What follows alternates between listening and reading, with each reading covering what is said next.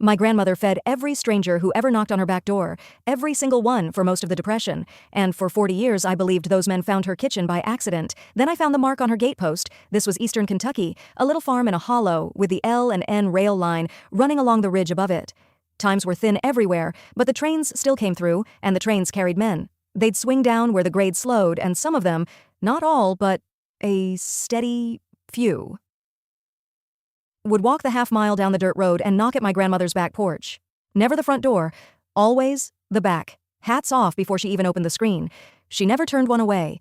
She'd set a plate on the porch rail, beans, cornbread, whatever there was, and there wasn't always much. And the man would eat, and thank her, and most times offer to split a little wood or mend a piece of fence before he went. My grandfather would grumble that she was feeding half the railroad. She'd just say, "We can spare a plate," even when I'm not sure they could. She had a favorite she told about, a quiet man with a tweed cap who stayed long enough to fix the well pump, ate 2 suppers, tipped that cap to her, and walked back up toward the tracks. He never said where he was headed. Pour yourself a warm-up. When we come back, the strangers keep finding her door, and it turns out it was no accident. This episode brought to you by Fifth Pour, where every bourbon bottle gets its story. Scan a bottle, read what other enthusiasts felt about it, and add your own. Every bottle has a story. Find them all at fifthpour.com. So, where were we? Depression years, a farmhouse near the rail line, and my grandmother setting a plate for every stranger who knocked at the back porch. The part I didn't know yet was waiting out by the road. It went on like that for years. And here's the thing I'd think about later.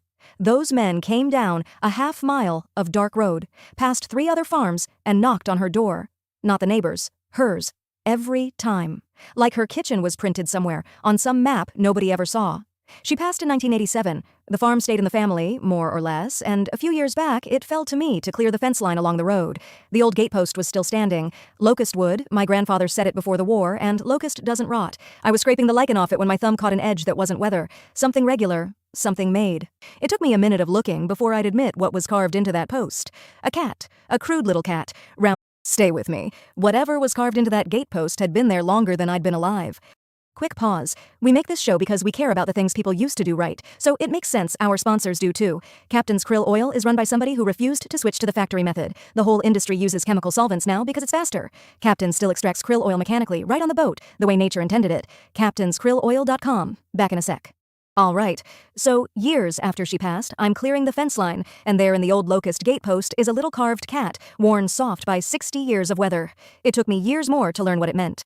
Head, 2 ears, a curl of tail, cut shallow into the wood and worn soft by 60 years of rain.